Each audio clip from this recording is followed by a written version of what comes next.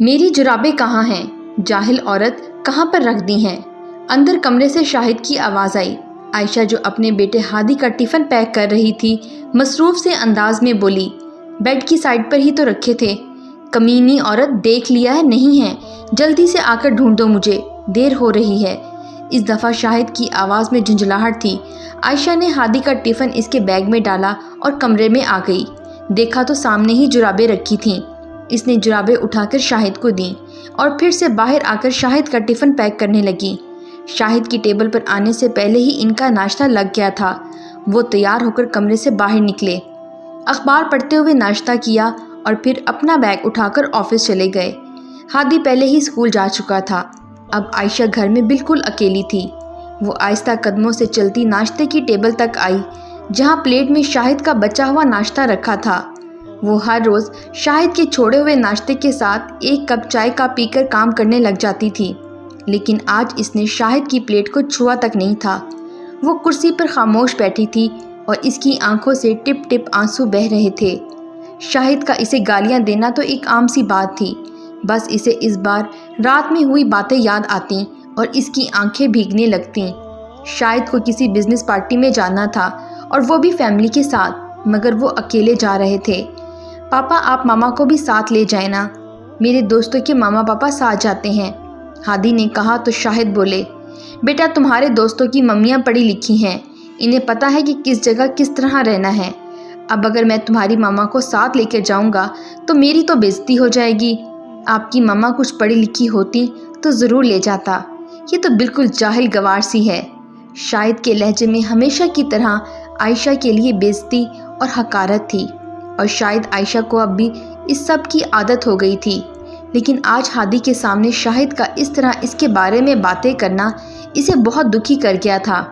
عائشہ کا بالکل ان پڑھ ہونا اس کی زندگی کی اتنی بڑی کمی بن جائے گا، اس کا احساس اسے شادی کے بعد ہوا، جب بات بات پر شاہد اسے جاہل ان پڑھ ہونے کا طعنہ دینے لگے تھے۔ ہر بار اس کا مذاق بنانا جیسے ان کی عادت سی بن گئی تھی، اور وہ بھی آنکھوں میں آنسو بھرے چپ چاپ خود کی ذات پر شاہد کی زبان اور لہجے سے لگنے والے زخم سہتی رہتی۔ وقت گزرنے کے ساتھ اسے عادی ہو جانا چاہیے تھا، لیکن وہ نہیں ہو پا رہی تھی۔ ہر دفعہ جب شاہد اس پر طنز کرتے یا پھر اس پر ہنستے تو اس کی آنکھیں بے ساختہ ہی بھیگ جاتیں۔ وہ سوچتی کہ آخر شاہد نے اس سے شادی کیوں کی؟ اس کی تعلیم کے بارے میں تو شادی سے پہلے ہی اس کے گھر والوں نے سب کچھ بتا دیا تھا۔ اگر انہیں اعتراض تھا تو وہ شادی سے انکار کر دیتے۔ اس وقت تو خوشی سے قبول کر لیا تھا، لیکن مرد کو شاید عورت کو نیچا دکھانے میں ہی خوشی ملتی ہے، خود سے کمتر ثابت کرنے میں تسکین محسوس ہوتی ہے۔ شاید جب ہادی کے سامنے اس پر ہنستے تو وہ شرمندہ ہو جاتی، اپنی اولاد کے سامنے اپنی بےعزتی کچھ زیادہ ہی محسوس ہوتی تھی۔ آپی کہاں ہیں آپ؟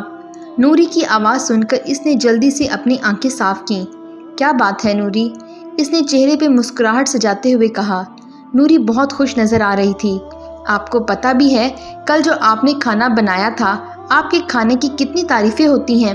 میں تو کہتی ہوں آپی اب آپ زیادہ کچھ نہ سوچو اور میری بات مان لو۔ نوری بہت پرجوش نظر آ رہی تھی۔ نوری پڑوس میں ہی رہتی تھی، بہت ہی پیاری لڑکی تھی، اکثر ہی عائشہ سے ملنے آ جاتی تھی۔ جلد ہی دونوں میں بہت اچھی دوستی ہو گئی تھی۔ اس کے ساتھ عائشہ کا بھی اچھا وقت گزر جاتا تھا۔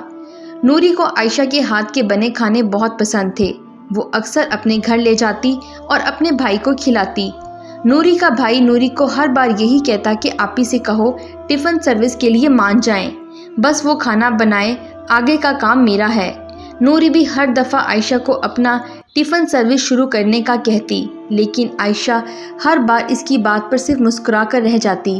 وہ جانتی تھی کہ شاید اسے ایسے کسی کام کی ہرگز اجازت نہیں دیں گے، اور اس کی خود بھی ہمت نہیں ہوتی تھی کہ وہ کچھ ایسا کر پائے گی۔ لیکن کل نوری اس کے ہاتھ کے بنے کئی کھانوں کو ٹفن میں لے کر گئی تھی۔ اس نے اپنے بھائی کو وہ کھانا اپنے آفس کے لوگوں کو کھلانے کا کہا۔ اس کے علاوہ ان کے علاقے کے باہر کچھ کارخانے میں کام کرنے والے لوگ تھے، ان کو بھی وہ کھانا کھلایا۔ سب کو کھانا بے حد پسند آیا۔ ان سب کا کہنا تھا اگر انہیں ایسا کھانا روز ملے تو وہ ضرور کھائیں گے۔ سب کچھ امید کے مطابق تھا۔ اب بس نوری کو عائشہ کو اس ٹفن سروس کے لیے راضی کرنا تھا۔ مجھ سے یہ سب نہیں ہو پائے گا نوری، और फिर शाहिद को भी ये पसंद नहीं आएगा। आयशा हिचकिचाते हुए कह रही थी, सब हो जाएगा आपी, मैं हूँ ना आपके साथ। और शाहिद भाई को कहाँ पता चलेगा, वो सुबह को गए शाम को घर आते हैं, तब तक तो हमारा सारा काम हो जाएगा। लेकिन मैं ये सब कैसे कर पाऊँगी। आयशा अब भी हिम्मत नहीं कर पा रही थी। आपी, आपको परेशान होने की ज़रूरत नहीं है, आपको सिर्फ खाना पकाना है, बाकी सब कुछ मैं संभाल लूँगी। आप भी थोड़ी हिम्मत तो करें। देखिए, आप सारा दिन घर में अकेली बोर होती रहती हैं, इस तरह आपका वक्त भी गुजर जाएगा और देखना आपको इसमें कितना फ़ायदा होगा। आप अपनी मेहनत से पैसे कमाएंगी। जो वक्त आपका यूं ही बेकार गुजर जाता है, इसमें ये काम कुछ बुरा नहीं है, बल्कि बहुत अच्छा है। और इस तरह नूरी ने आयशा से 2-3 तरह की सब्जियां, दाल, रोटियां बनवाईं। फिर इन्हें 4-5 टिफ़िन में पैक किया और अपने साथ ले गई और अपने भाई को दे दिए। नूरी का भाई एक फैक्ट्री में काम करता था और फैक्ट्री में ज़्यादा लोग दूर दराज के थे जो रोज़ाना घर नहीं जा सकते थे और उन्हें वहीं रहना पड़ता था, और वो होटल से खाना खाते थे और होटल का खाना कुछ ख़ास नहीं होता था। जबकि आयशा का घर का खाना इन्हें बहुत पसंद था और इन्हीं होटल वाले पैसों में इन्हें घर का खाना मैसर हो जाता था। अगले रोज़ 8 टिफ़िन बनाए। इसी तरह दिन गुजरने के साथ टिफ़िन की तादाद बढ़ने लगी। आयशा को भी अब वाकई अच्छा लगने लगा था। रोज़ शाहिद और हादी के जाते ही वो खाना पकाने लग जाती। नूरी पूरी तरह अपने काम में सरगर्म थी। इसने घर का खाना नाम से पर्चे भी छपवा लिए और अब इन्हें फ़ोन पर ऑर्डर भी मिलने लगे थे। नूरी के भाई ने एक लड़का भी रख लिया था जो इसके साथ खाने की डिलीवरी करता था। वक्त गुजरने के साथ घर का खाना एक मशहूर नाम बनता जा रहा था। नूरी ने आयशा को बहुत कुछ सिखा दिया था। कस्टमर से डील करना, हिसाब किताब करना, सब सीख गई थी। अब इसके अंदर का डर ख़त्म हो गया था। मगर अभी शाहिद को इस बात का कोई इल्म नहीं था। शाहिद के घर में आने तक सब काम हो जाते थे। एक दिन आयशा शाहिद के लिए टेबल पर खाना रख रही थी। शाहिद किसी से फ़ोन पे बात कर रहे थे। यार, हमारी तुम्हारी जैसी किस्मत कहाँ, अब तो भाभी और तुम दोनों मिलकर कमाओगे। महंगाई के इस दौर में दोनों कमाओगे तो बहुत ही अच्छा गुजारा होगा। शाहिद का दोस्त कहने लगा, यार मुझे अल्लाह पाक ने MA पास बीवी दी है। पहले तो मैं इसकी जॉब की कोशिश करता रहा मगर जॉब ना मिली। अब मैंने इसे एक अच्छी सी बुटीक बना दी है, पढ़ी लिखी है, बहुत अच्छे से चला रही है। तुम भी बीवी को एक बुटीक बना दो। अरे इसे कहाँ कुछ आता है, बिल्कुल जाहिल है और ना कोई हुनर है, बस घर ही संभाल सकती है वो। ये काम वाम इसके बस की बात नहीं। यार फिर तुमने ऐसी लड़की से शादी क्यों की? तुम खुद तो पढ़े लिखे हो, किसी पढ़ी लिखी से शादी करनी थी। यार बस उस वक़्त हालात ही कुछ ऐसे थे। अम्मी बहुत बीमार थीं, इनके आखिरी दिन चल रहे थे। इनको ही ये पसंद आ गई थीं और ख़ुद तो इस दुनिया से चली गईं, मगर मुझे एक जाहिल औरत के पल्ले बांध गईं। आयशा खामोशी से अपना काम करते हुए सब सुन रही थी और चुपके से रो भी रही थी। शाहिद ने फ़ोन बंद कर दिया। इमरान था, इसकी बीवी ने अपना बुटीक खोला है, वही बता रहा था। अब हुनर हो तो बंदा कुछ भी कर लेता है। आयशा की तरफ देखकर कहने लगा, काश तुम्हारे माँ बाप ने भी तुम्हें कोई हुनर ही सिखा दिया होता। अब देखो, मेरे ऑफिस में सभी लोग टिफ़िन लाने की बजाय टिफ़िन ऑर्डर करते हैं। घर का खाना नाम से कोई औरत टिफ़िन सर्विस चलाती है, सब बड़ी तारीफ़ें करते हैं इसके खाने की। अब खाना तो तुम भी अच्छा बना लेती हो, लेकिन तुम कर सकती हो ये सब? नहीं ना, वो औरतें अलग ही होती हैं। शायद खाना खाते हुए बोलते जा रहे थे और वो भी हमेशा की तरह इनकी बातें सुन रही थी। लेकिन आज इसे कोई दुख नहीं था, बल्कि वो खुश थी। अनजाने में ही सही, शाहिद ने इसकी तारीफ़ की थी, इसकी मिसाल दी थी। इसने अपने आप को मनवा ही लिया। इस ख्याल के आते ही इसकी आंखों में एक बार फिर आंसू आ गए, लेकिन इस बार ये आंसू खुशी के थे। शाहिद ने इसकी आंखों में आंसू देखा तो समझा कि हमेशा की तरह ये फिर रोने लगी। तुम जैसी जाहिल औरतों से कहना ही बेकार है, कुछ भी कहो तो रोने लग जाती हैं, इसके अलावा कुछ नहीं आता। वो बातें सुनाते हुए घर से बाहर चले गए। दिन गुजरते गए। अब आयशा का काम बहुत अच्छा चल रहा था। इसने अब 3-4 औरतों को भी काम पर रख लिया था। सब कुछ बहुत अच्छा चल रहा था, लेकिन कुछ रोज़ से वो महसूस कर रही थी कि शाहिद कुछ परेशान है। बहुत चुप से रहने लगे थे। एक दिन आयशा ने पूछ लिया, क्या बात है शाहिद, काम की कोई परेशानी है क्या?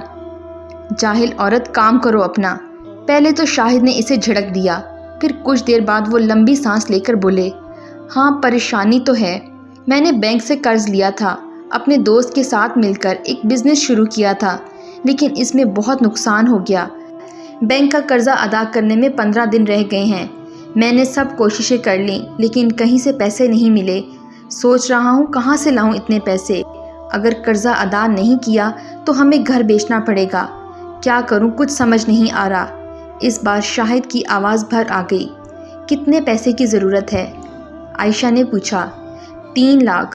वो उठी, अलमारी खोली, इसमें से पैसे निकाले और शाहिद के पास आकर बोली, ये 3 लाख रुपए हैं, ले जाकर कर्ज अदा कर दें। शाहिद अपने सामने रखे नोटों को देख रहे थे। ये इतने सारे पैसे तुम्हारे पास कहाँ से आए? उन्होंने हैरानगी से सवाल किया। आयशा ने जवाब देते हुए कहा, मेरी मेहनत की कमाई है। आपने कहा था ना कि हुनर हो तो बंदा कुछ भी कर लेता है, तो मैंने भी अपने हुनर का इस्तेमाल कर लिया। मतलब तुम में कौन सा हुनर है? शाहिद को कुछ समझ नहीं आ रहा था। आयशा ने शाहिद की तरफ एक पर्चा बढ़ाया। शाहिद ने देखा तो बोला, ये तो घर का खाना टिफ़िन सर्विस का पर्चा है। लेकिन आखिर में लिखा नंबर पढ़कर वो चौंक गया। ये तो तुम्हारा नंबर है, मतलब ये टिफ़िन सर्विस तुम चला रही हो? आयशा ने इस बात में सर हिलाया। शाहिद ने खुशी से इसके हाथ थाम लिए और बोला, मुझे माफ़ कर दो आयशा, मैं हमेशा तुम्हें तंज देता रहा, न जाने क्या क्या कह दिया, क्योंकि मुझे लगता था कि तुम एक कमज़ोर औरत हो जो मुझ पर सिर्फ बोझ बन सकती है, मेरा बोझ बांट नहीं सकती। लेकिन आज मैं समझ गया हूँ कि कोई भी औरत कमज़ोर नहीं होती, वो इतनी मजबूत है कि ज़रूरत आने पर कुछ भी कर सकती है। लेकिन आयशा, तुमने मुझे पहले क्यों नहीं बताया? मैं बस आपसे डरती थी। शाहिद शर्मिंदा होते हुए बोला, आयशा प्लीज़ एक बार माफ़ कर दो, मैं अपने किए पे बहुत शर्मिंदा हूँ। वादा करता हूँ अब कभी ज़िंदगी में कभी ताने नहीं दूंगा। तुमने मेरे लिए जो आज किया है मैं ये कभी नहीं भूलूंगा। और यही वो पल था जब आयशा तमानियत से मुस्कुराई थी। इसने दुनिया और शाहिद की नज़रों में अपनी ख़ास पहचान बना ली थी। इस बात को 5 साल गुजर चुके हैं। आज वो दोनों उम्रा कर रहे हैं और हाथ उठाकर अल्लाह ताला का शुक्र अदा कर रहे हैं।